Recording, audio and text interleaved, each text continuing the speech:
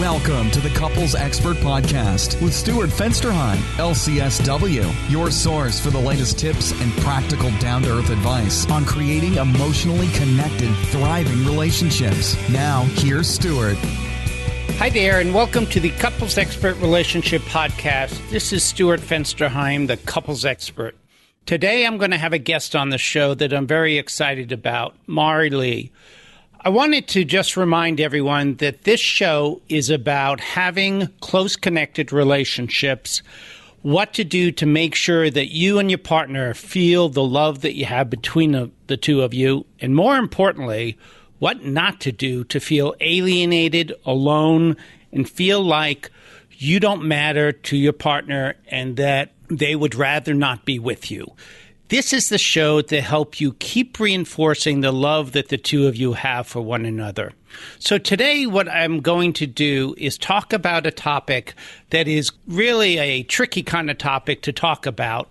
It's about love addiction and sex addiction. I decided a little while ago when I met my guest that I wanted to have her on my podcast. And the reason is that I really see the two of us in some ways having kindred spirits. What that means is Mari is somebody that has been through a lot in her life.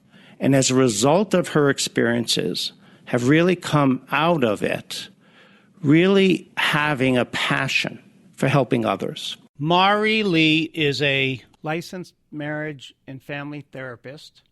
She is also a certified sex addiction therapist out of Glendora, California. She is the founder of Growth Counseling Services, a private practice recovery center for sex addicts and their partners. Mari is also an author of Facing Heartbreak, First Steps to Recovery for Partners of Sex Addicts. And I know you will feel is the absolute dedication and love that Mari has for helping those with these challenges. And there's nothing more challenging than having a relationship with someone that may have a difficulty or a problem that is impacting not just them, but the entire relationship, which has the two of you really feeling disconnected, concerned, questioning whether or not the relationship is healthy and valuable.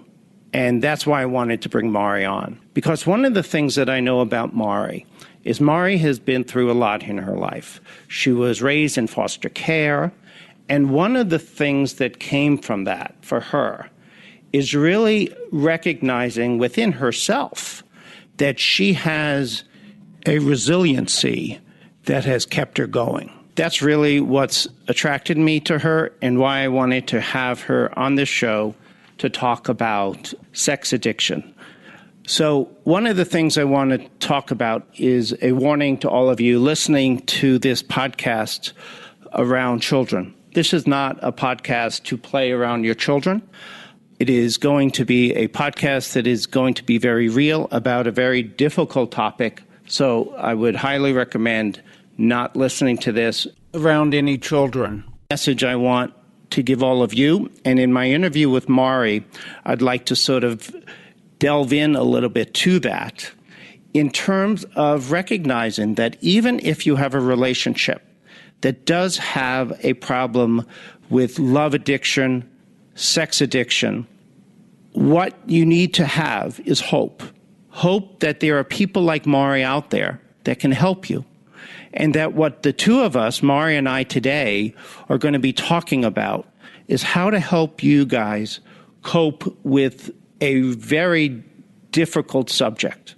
And Mari's heart and her soul is really why I brought her on. So Mari, I want to welcome you to the Couples Expert Podcast. Hi, good morning, Stuart. Great to be here. This is really sort of a unique specialization. I know a lot of people specialize with couples, but to do sort of the love addiction, hypersexuality is really unique. What got you even interested in that? Yeah, thank you, Stuart. I appreciate this question. I was in graduate school at the time and studying to become a marriage and family therapist. And, looking around for a thesis topic. And because of my past, I thought I might do the topic on foster care children or maybe women in transition, but never in a million years did I think that I would do my thesis topic on sex addiction. And the reason why I chose that topic is because I was in a very serious, loving relationship at the time and found out that my significant other was profoundly addicted to internet pornography. Mm-hmm. And I had really wasn't a prude by any stretch of the imagination, but I really didn't know much about the world of pornography or had any real interest in that at all. And so when I found this out, it really was such a trauma wound to who I was as a woman, the trust that I had in the relationship. And I wanted to learn a lot more about what pornography addiction was. And so that led me down the path of, about a year and a half of research and writing, which later became the foundation for my book. But in the beginning, it was really talking and with other couples struggling with this, and also the impact of the partner, what that was like for the partner of a sex or porn addict. Right. And one of the things I hear a lot from the couples that I see where pornography is an issue is sort of this feeling of being sort of, that must mean that they're not attracted to me. They need sort of this other visualization. And I think one of the things that's sort of fascinating is taking a look at differentiating a little bit between just someone who's looking periodically on a porn site and then looking at it from an addictive standpoint. How do you make that difference between what is just sort of experimentation and just something, an add-on, and when is it become to the point where you would see it as an addiction? Yeah, it's a great question. Thank you. So it's not unusual for individuals to be kind of dragged in by their spouses into my center and saying, I think my husband, sometimes my wife is a sex addict or a porn addict, fix them. And there's a very rigorous process of assessment that goes along with the work that certified sex addiction therapists do.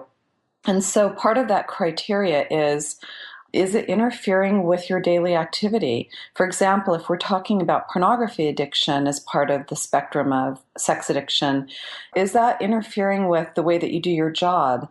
Have you lost important relationships, or are those relationships impacted in terms of trust? Have you tried to stop several times and you can't? Have you been warned at your work about your internet activities? Are you risking illegal behavior? Are you at risk for losing a medical license or being disbarred?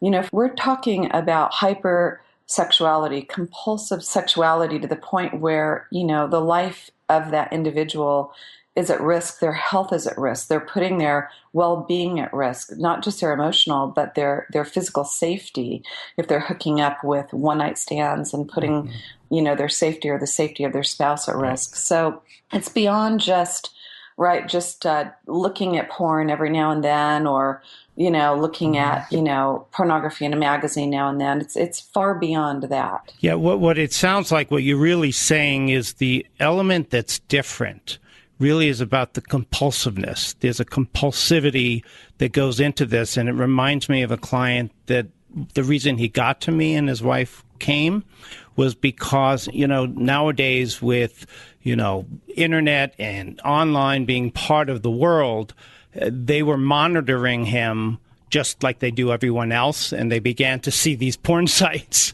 in his IP.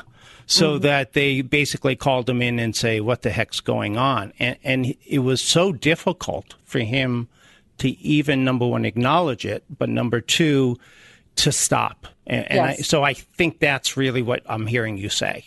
That's right. That's right. We're really talking about behavior that's gone beyond what we would consider a healthy use of sexuality or pornography. If pornography is a part of a couple's sexual life and it's what they enjoy, there's no secrecy or deception or hiding around it. Right. Nobody's at risk. Both are consulting adults. Great. If that's part of that couple's dynamic, I often say I'm not the sex police. That's not what sex addiction, right? Yeah, you don't wear SP on your work clothes, right? Right. We're not here to make a moral judgment about how individuals, do sexuality. But the people that come in and see me, it's moved beyond that, and it's beyond pornography. Sometimes, pornography is one aspect of it, right? We have individuals coming in who are acting out with prostitutes, who are acting out in sexual massage, who are acting out all over the place, all over the, the spectrum of sexuality, but it's deceptive and it's compulsive and they can't stop, and they're putting themselves into debt, and they're putting themselves and their partner at risk. So when we talk about that, we're talking about, people who are really hurting. And think about it this way, right, Stuart? We know as clinicians, some people drink their emotional pain, some people smoke their emotional pain, some people eat their emotional pain, and some people sexualize their emotional pain. So part of the work of a sex addiction therapist is we really are trying to dig down, not only give that person tools and accountability and a roadmap with a team of professionals helping them, we're really trying to help them also dig down there and see what pain it is they're trying to soothe.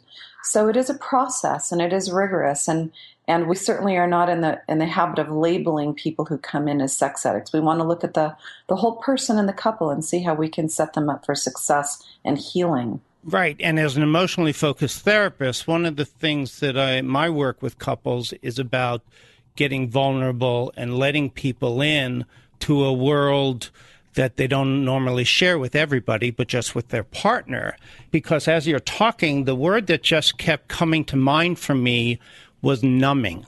Yes. And that there's a numbing that's occurring as a result of things other than sex, but the sex is the way that they numb out.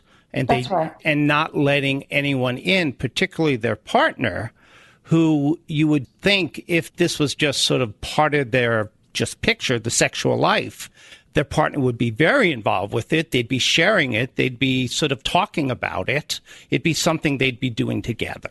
That's right. That's right. And numbing is definitely a part of that. These individuals have, if you think about it, sex addiction is an intimacy disorder. Mm-hmm. And many of the clients that I work with have mistaken intensity for intimacy. They really don't understand what intimacy is, what emotional intimacy is, what connectedness is, certainly with their spouse, but they haven't moved into that yet in relationship with themselves. And that's the most important relationship we'll ever be in, right? And so if they can't show up for themselves in intimacy and truthfulness, it's very difficult for them to show up for their spouse. And that was learned oftentimes in family of origin, mm-hmm. how to relate to another human being. So it's unpacking a lot with these individuals. The partners are in a great deal of pain. Mm-hmm. They feel, an intense amount of betrayal. We look at the partner's woundedness from the impact of sex addiction as a traumatic wound. And so it's very, very important for the partner to have his or her own support and process of healing as well. Right. Now, I think a lot of times when we think of sex addiction, when we talk about sex addiction, most people, the first thing that comes to mind is the man. And I guess I'd like to know from you as an expert in this, is it mostly a male disorder? Is there, is there a percentage that we can sort of think about, or maybe it doesn't even pay to think about this? And what are the differences? Well, a percentage is always evolving, of course, as research comes in. But I really love this question. And no, it's not just a male. Sex addiction or sexual compulsivity is not just, assigned to men only. But because of the way that human beings are socialized, and because there is a different type of shame factor for female sex addicts, women who struggled with hypersexuality, they were reticent to come forward until just recently. It was a big, there was so much shame involved for women who are out there having multiple affairs, having hookups through Craigslist, even soothing with pornography online. And they felt like freaks. They felt like there was no place for them, and that there was a deeper level of judgment that would be issued upon their head versus a man dealing with sex addiction. It was just for for the way that our world is set up. It was more acceptable for a male to be a sex addict. Thankfully, that's beginning to change, and I'm seeing more and more females in my center.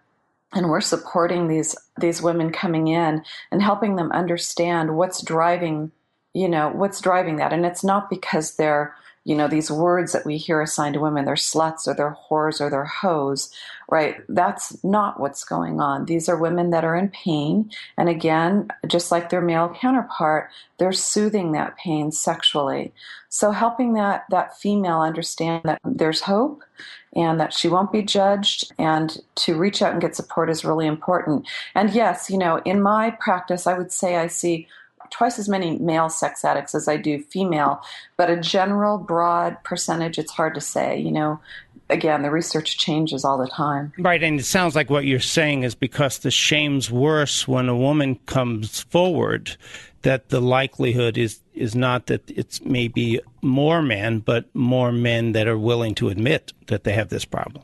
Yes, and exactly, Stuart. And you'll hear about, well, if I'm going to have an addiction, that sounds like a pretty great addiction to have, dude. Not really understanding the pain that male is in. But nobody would ever say that to a woman. Right. Or turning to a guy and saying, you're a lucky guy because your wife has this problem. Right. Yeah, which is really shaming for that male, right, and enraging for that male, actually. And so we live in an era of, what's called in the media now slut shaming, right? Right. Where women are really shamed over and over and over again for behavior that does not adhere to whatever boundaries, that person who's doing the shaming believes they should. So for women, the good news is there are so many more programs now to help female sex addicts. They're not just lumped in all together with the male addicts. And there's much more sensitivity, I think, now in the treatment, in the treatment room for these women suffering this way. I think you've talked a little bit about this already, but maybe we can sort of talk more specifically about what really is the impact on the couple's relationship. I heard you talking about sort of shame and things like that, but, how would a couple who may have a little bit of this or wondering about this, when they look at their relationship, what would they see, and what is the real impact on the relationship? Yeah. So this information is found out by the partner, and all of this comes to light in one of two ways.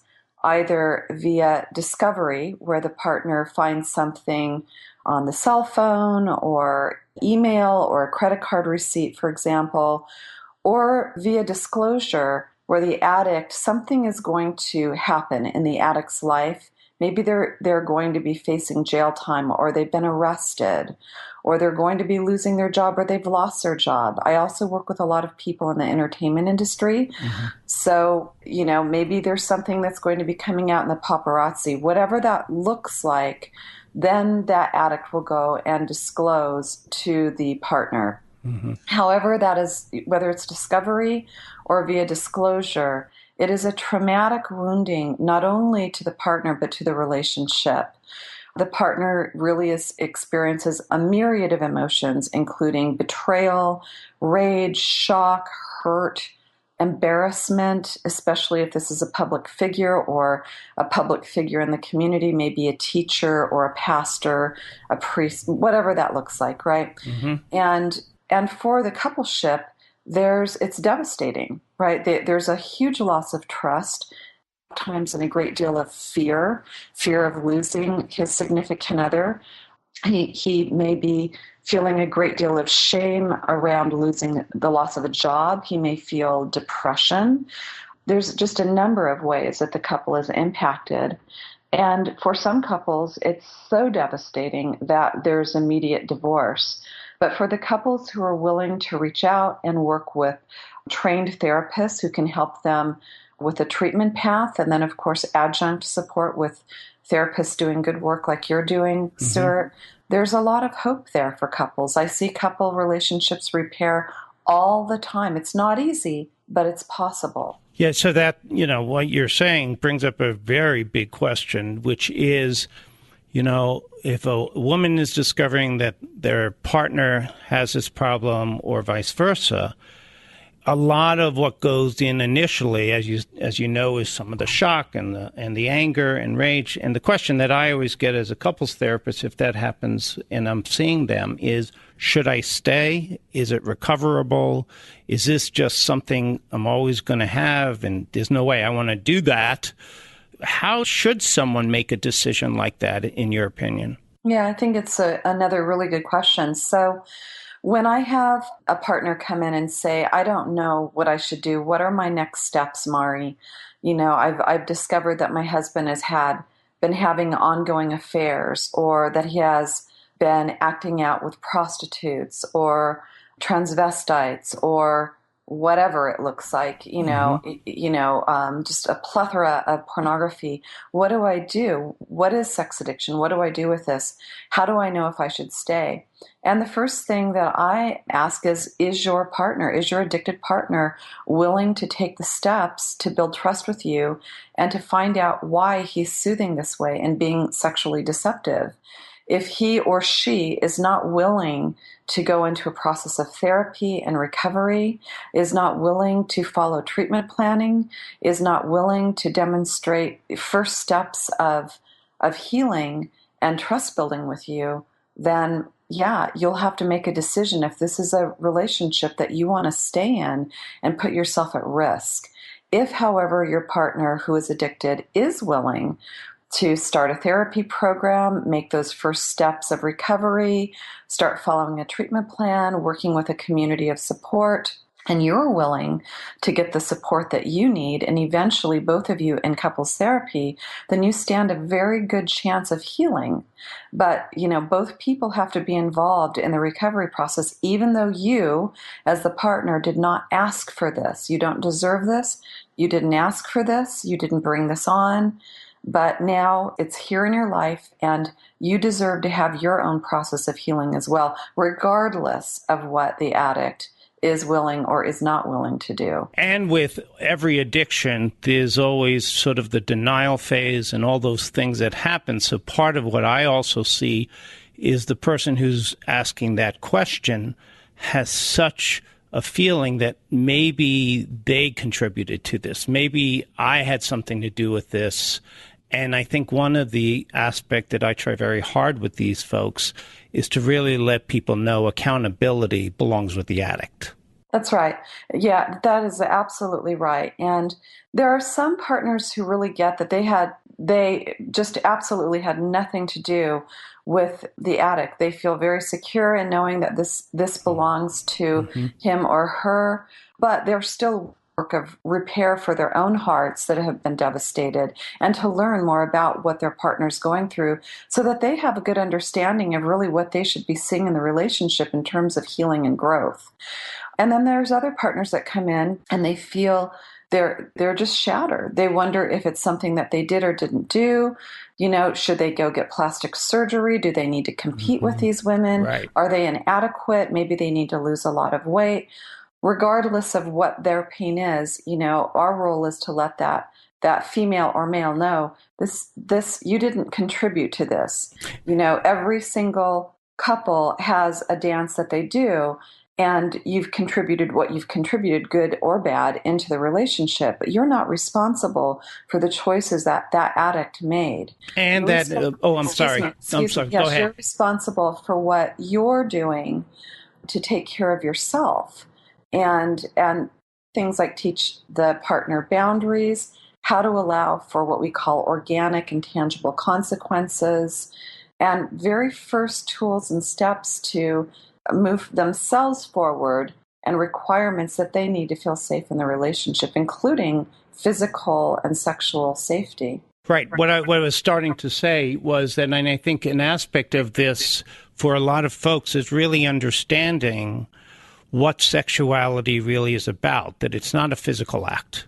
There's a bigger emotional component, and if we just look from the physical standpoint, you're losing a big part of what true eroticism is about. And part of what I think you'll totally agree with this is that if you're in a relationship and you want to stay and work this through, part of the treatment is going to have to be the partner getting some help as well, so they can redefine things. Right. And so that they can feel what I'll share with partners who are, feeling resistant to starting therapy. And sometimes I'll hear, it's not my problem. Why should I have to go to therapy? What I share with them is, it's not you're right. You didn't bring this in. You didn't ask for this, but you deserve to have your own. You've been hurt, and you deserve to have the support and the information that you need to make an informed decision on whether or not you want to stay or go. Mm-hmm.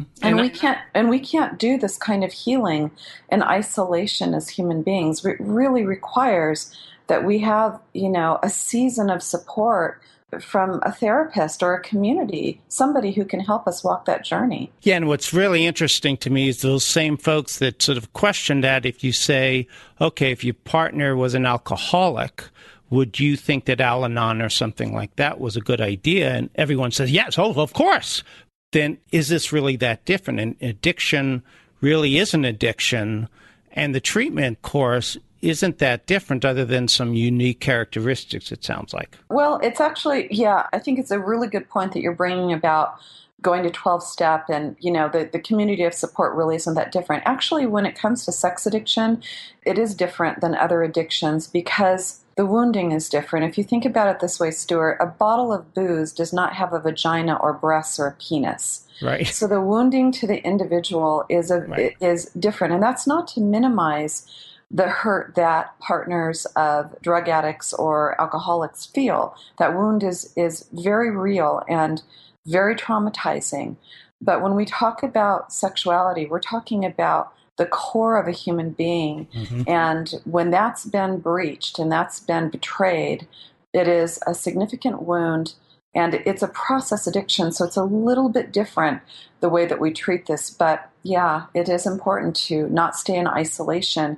And for women who, for example, women who are women of faith, perhaps they're part of a faith-based community, mm-hmm. They will tend to isolate because they're embarrassed. Right. They're afraid that they're going to be judged by their community.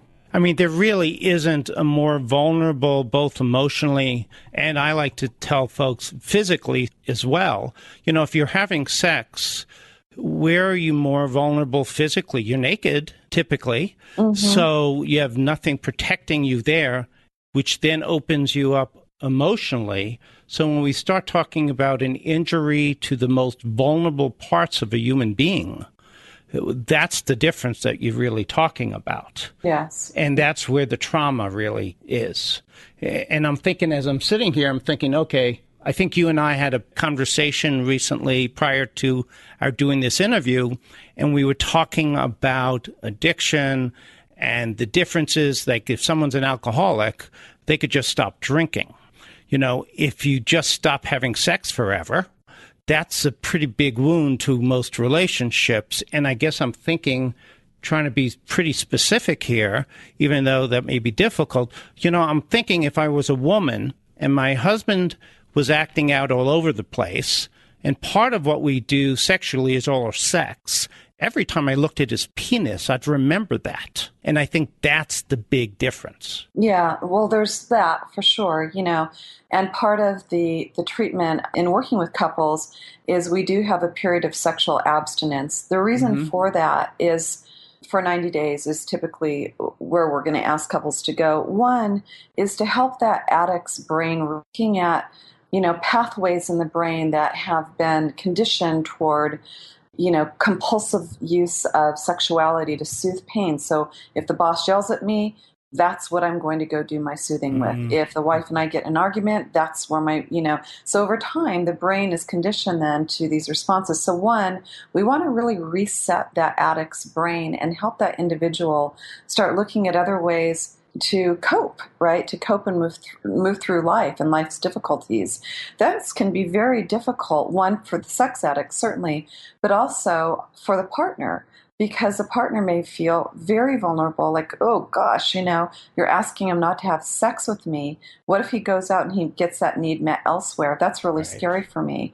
So it's important that the partner have her own therapist that she's working with, so the therapist can walk her through that period of time. And during that time, we help that addict integrate healthy sexuality, healthy fantasy, what that looks like, how to be present to his partner, and how to be present to him or herself. So there's a lot involved in those first steps of recovery for couples dealing with sex addiction. It's a very rigorous process, but again, there's so much hope, Stuart, for couples who are willing to come together, address this as a team.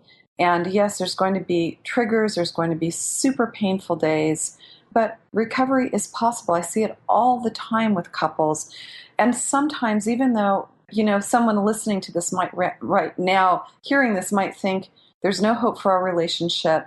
I have even had couples say to me, sex addiction is the best thing that ever happened to our relationship, the discovery and the healing of it, that is. Right. And, for somebody listening to this right now, they might think that's just crazy talk. But there's so much to be gained in going through a process of integrating that disintegrated couple. It's really kind of beautiful. Right. And then what I'm hearing, that one of the biggest aspects of a relationship that gets violated through this is clearly the trust issue. So that if through the treatment, you now have a relationship that's trusting, where you do feel important, talk about an incredible difference between what you had and what you have now. And that's really what you're saying. Yeah, because these couples come in, their communication is log jammed. Oftentimes one or both of them are saying, I feel like an island and she's the waves. She's coming at me all the time, trying to get me to participate in the relationship, but I'm the stoic island. Or, it's this come here, go away, where she moves towards him and he moves away. And so he moves towards her and she freezes him out. There's a lot of coping mechanisms that are unhealthy that start setting up in the coupleship over time.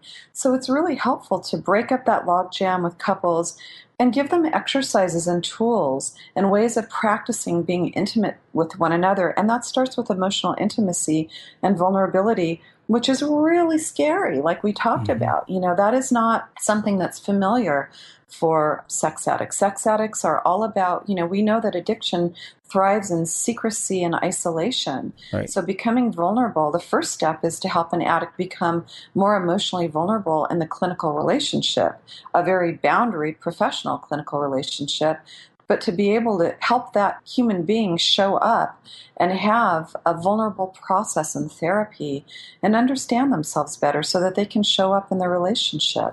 Do you know that you're really an emotionally focused therapist? And I say that because my job as an emotionally focused therapist, you didn't know that, did you? Is to identify the cycles that a couple goes through and having both people to be able to see the steps of the cycle. Yeah. That's exactly what you just did. Yeah. You just described. I've heard that before from other EFT friends and colleagues. And that's really cool, right? Because when we're talking about after the couple comes in and they do their work with a certified sex addiction therapist, it's really important for them to be able to walk that journey and have the support of a couples therapist. And I love the work that EFT, emotionally focused therapists, are doing. It's a really beautiful adjunct to the support of sex addiction work. So I appreciate that. Thank you, Stuart. No, and what's really interesting, and I hope you do this, and maybe you can even structure this in your programming, is that when you refer to somebody out of your center to do the aftercare, if you could send them sort of a clear sense of what the cycle is about and how each partner breaks down and all that kind of stuff, and what self messages are being sent, that is such an important thing that if both people know that, that's where the change happens. and to be able to exactly. see it. Yeah, It's pretty cool. every part of that journey, right, of sex addiction recovery, including aftercare, has a lot of steps and a lot of boundaries and a lot of support and a lot of focus. So for a couple who would be stepping into that world, maybe they're new to therapy or they've never worked with a sex addiction therapist before, Right. what they're going to find is a lot of safe holding space, a lot of tools, a lot of support, and a building of building blocks toward a better relationship. And for the addict, they're going to find accountability and ways to finally break that cycle of addiction and to stay in true recovery. And that's not easy because we know that the orgasm is a very powerful, very powerful reinforcer of human behavior, more powerful than cocaine. So when we think about Right. that, we're talking about working with that brain and helping that individual understand their brain, certainly understand their emotional core, and learn some tools on how to show up for themselves and how to show up and read those messages, like you mentioned, Stuart, of their partner and be their best self in that relationship if they want to stay. If they don't want to stay in the relationship, if the couple has hit a wall, if the partner doesn't want to stay in the relationship, then we help them with a sensitive off-ramp. It doesn't have to be ugly. And what you're really saying, and this is the part that I really like, is that if both people make a decision to work it through and are willing to do the steps that are necessary to work through the relationship, no relationship will not be able to sustain this. Because if the partner who's acting out is doing his part or her part, which would be being accountable, going to that vulnerable place, being willing to sort of look at why this behavior is happening. If you have the supportive partner there, by the time that they're done with the treatment, they know each other so well, better than they ever have, know the good, the bad, and the ugly, clearly the ugly. And if they still feel loved by their partner, what's more secure than that? Yeah, that's the beauty. When there's this kind of rupture in a relationship, it does not have to be the end of the relationship, but the partner really must have his or her so that they can walk their own journey, Right. So that they have information and so they know how to make those requests and be supported in their requests. And for the addict, if he or she is not willing, I know it's really scary to step into, especially if you've tried to stop that behavior over and over again. It's really scary to step in and ask for help and be vulnerable. But it's imperative that they do that. Otherwise, they'll continue in the cycle of self-destruction. And if that's what they want, we can't take that away. Right. That's right. Every human being has a right to, they choose to live it.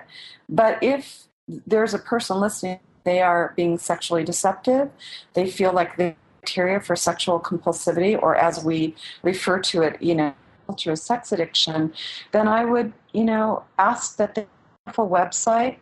There is a website, though, that they can go to. I'm happy to give my website and my information and whatnot at the end. But the website that I was referring to, you can search by zip code in your area to find a CSAT, that's a certified sex addiction therapist. And it's a really easy website to remember. It's www.sexhelpcom. And that will be on the show notes as well. Okay. That's sex help, SEX help? Yes. Okay, .com. All right, terrific. And now you used some letters, and I think it was sort of an acronym or maybe licensure or whatever. Could you repeat what that was? Oh, sure. Yeah. So I'm a licensed marriage and family therapist. And then the certification that a certified sex addiction therapist goes through is called a CSAT, Certified Sex Addiction Therapist. It's an acronym, CSAT. And that is a long process of getting certified. That's not a weekend training that we attend. Right. It's a long process, usually about 2 years, to go through that. A lot of supervision, classes that we attend, tests that we pass. So there's a lot involved to do the work. And it sounds like what you're saying, that if someone has this problem in their relationship or themselves, they really need to see someone who has that training. I believe so. Yes, I think it's really, really important. And listen, if you live in a remote area and there is not a CSAT therapist that is within driving distance, but there's a therapist that you can trust that would be willing to learn about sex addiction or even be supervised by a CSAT. Mm-hmm. I can't tell you how many therapists from all over the world, Stuart, that are licensed therapists. I mean, as far away as South Africa, the UK, Canada, will call me or email me and say, could I, do some consulting with you? I have a client that's going through this. So I always suggest that they go through the CSAT training. Mm-hmm. But if they need some support around consulting, that is a service that I provide as well. So if a person is listening to that, they have a therapist they'd like to work with, and that therapist is willing to seek some consulting with a CSAT, then that's also a really good option. Well, thank you very much, Mari, for coming in and talking today. Why don't we, before we close, because we're running out of time here, is to mention your website, how people, if they want to get hold of you, can do that, and maybe a little bit about your book, et cetera. Sure. Sounds good. Thank you, Stuart. It was my pleasure to be here, by the way. So if you are interested in learning more about the work that I'm doing, I'm the founder of Growth Counseling Services. This is a treatment center for sex addicts and their partners in Glendora, California. And Glendora is about 30 minutes east of Los Angeles. And my website is www.growthcounselingservices.com. And I have lots of good little freebies and information on that website for sex addicts and their partners, things that they can take a look at. I also have a lot of resources there to link people to if they want to go on and they need some help with that. Yes, and I thank you for mentioning the book. I am a co-author of the #1 book in the world now, I'm very proud to say, for partners of sex addicts. And the name of that book is Facing Heartbreak, First Steps Toward Recovery for Partners of Sex Addicts. And that's located on Amazon. Anybody can just go to Amazon and type in Facing Heartbreak, First Steps to Recovery for Partners of Sex Addicts. And it's a workbook. It has exercises and really good resources there for partners as well. So now, before we close, let me ask you a question about the book, because I'm very fascinated by the book. Even though if someone is in a relationship, let's say where there have been multiple affairs, mm-hmm. and not necessarily anyone been identified as a sex addict, mm-hmm. would that book also be appropriate for them? Absolutely. Okay, yes. That's terrific, because I will definitely put that on a resource on my website as well, along with the show notes, because that's something that I think would be really helpful for a lot of my listeners. Oh, thank you. Thank you, Stuart. Yeah, that book has been very supportive for partners who have been involved in relationships where there's the betrayal by affair.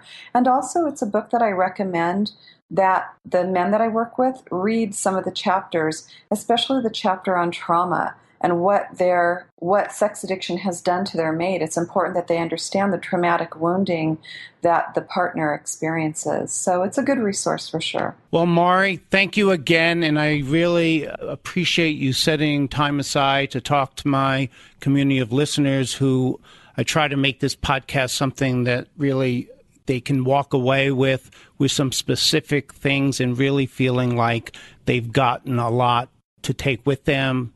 And you've certainly done that today. So I really appreciate that. It's my pleasure. It really is. I feel that this is a calling in my life. I love the work that I do. I love the courageous clients that I work with that come in. And it really is a pleasure. And it's a pleasure to support the good work that you're doing, Stuart. I appreciate, the message that you're putting out in the world and helping couples heal. So it really is an absolute pleasure to have been here today. Thank you very much. You're welcome. And I want to thank all of you for joining us for the podcast on Mari Lee, for making this podcast something special.